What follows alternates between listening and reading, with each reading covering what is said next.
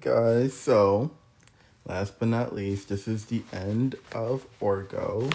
Thank you guys for watching. I really do appreciate it, and I'm excited to do other subjects. As you can see, like I've already started biochem and everything, so I've pushed it back.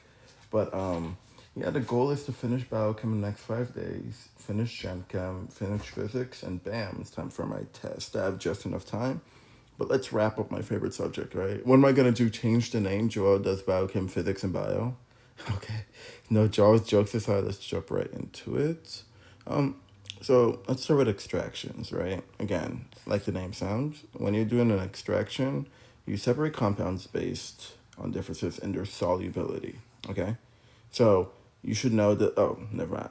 So it requires two layers, aqueous and organic. Okay? So your aqueous layer is gonna be your polar substances, and your organic layer is gonna be your non-polar substances.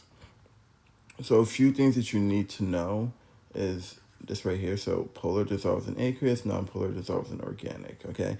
And as you do extractions, you get more and more pure. And I will say so I work in a chem lab. And when I do my extractions, I will say we'll do it. I think the industry standard is like you do extractions 3 times.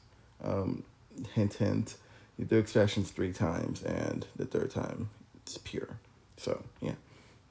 So next we will go to other solubility based methods. So you have a wash, which removes impurities. Filtration, we have different types. You have gravity filtration, vacuum filtration, and recrystallization. So gravity filtration is used when the product is the filtrate. Okay, so this is used when you're trying to get the filtrate. Vacuum filtration is when the product is the solid residue.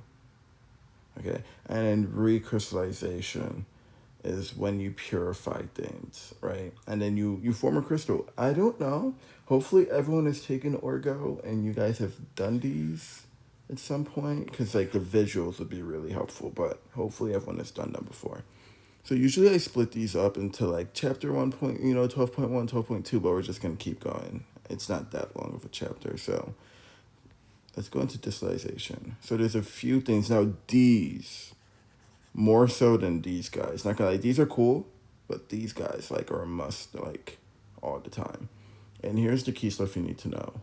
Simple, BP, boiling point difference over 25.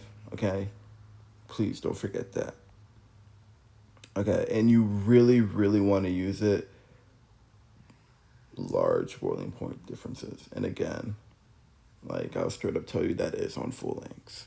So vacuum is when boiling point is greater than 150, reduces pressure, lowers boiling point, and prevents decomposition.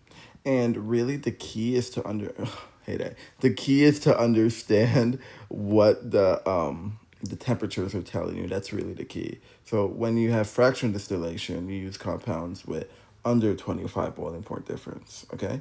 All of these matter very much, truly, and ugly star.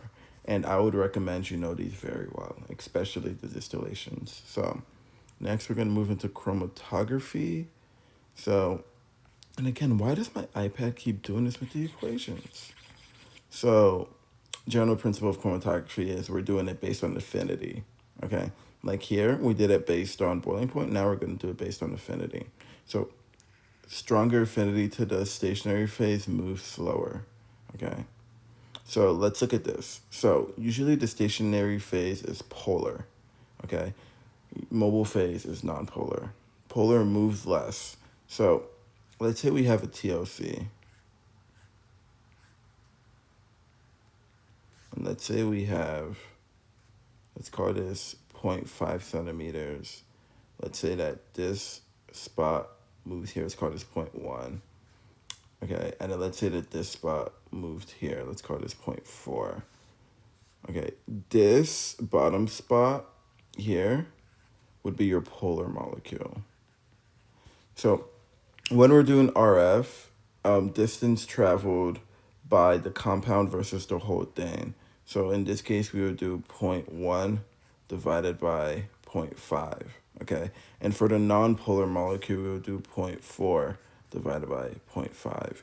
Your number for the polar molecule will always be smaller than your nonpolar molecule because your more polar molecule moves less. And the way you measure the moving is RF value. So just to reiterate, the top part is the amount moved, and then this is the total distance. Okay. And usually you actually 100% this will be on your test, but you're given really simple numbers. You just, like one time I saw it where my polar moved 3 and the whole thing was like 10, so I did 3 divided by 10. Very simple. So next we're going to use column. So column chromatography is obviously, like we said, it's going to be in a column, right? So usually, again, we do this in lab as well. You'll have something there. You usually have a funnel or something up here. Again, these are very bad drawings, but pretty much the idea is you put your solvent, what you need, in this, and then it drops, goes through this whole thing, and then the idea is it comes out more pure. So it's very pure at the end.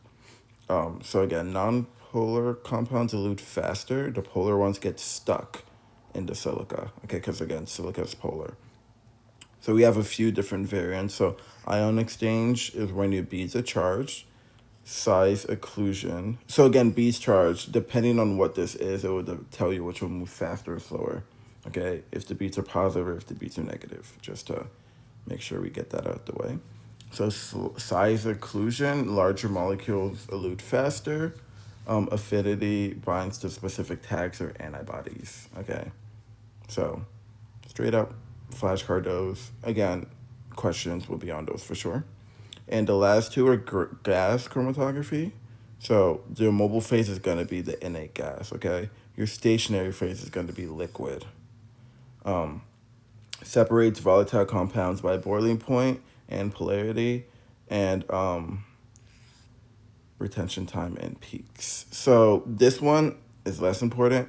And then your last one, high pressure liquid chromatography. So push your solvent through a tightly packed column. It is very precise and non-polar stationary phase and polar mobile phase. So I'm going to go through and recap because this is the most important chapter. So I'm going to rank these based on what you should know, by heart. So distillation is obviously you should know all of these, but distillation is number 1. I would say extraction is number 2. Chromatography, chromatography can be 3. And then the one that I've seen the least is this one, high pressure. Pretty much the only question that I've seen about this is I once got a question asking me which type of chromatography was used, and pretty much it literally said that water was involved, and I immediately picked high pressure liquid. So if that means much, you see water, it's probably high pressure liquid, but don't quote me on that. It did work for my full length though. Anyways, so thank you guys. Thank you guys for sticking with me. This was a fun video. I like a different type of video for me, but hopefully it was still very helpful. We're done with Orgo. So yeah, thank you guys. All 12 chapters, we did it. My plan is to post these notes. So I'm going to post them in the description box. So thank you all. And I hope you guys are having a great rest of your day or night. And keep studying, guys. You got this.